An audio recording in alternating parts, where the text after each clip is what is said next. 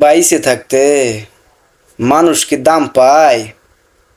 বাইসে থাকতে মানুষের কোনো দাম নাই। মানুষের দাম তো মইরা যাওয়ার পর। মানুষ যখন বাইসে থাকে এ ঠিকঠাক কদরটা পায় না, মূল্যায়নটা দেয় না। আর যখনই মইরা যায় তখনই এ মূল্যটা পায়। কিন্তু এটা ঠিক না। মানুষের মূল্যায়ন বাইসে থাকতে করা উচিত। এই যে আপনি দেখেন, যেই মানুষটারে জীবনে কেউ দেখে না, যখন মরে যাইব তখন সবাই যায় দেখে।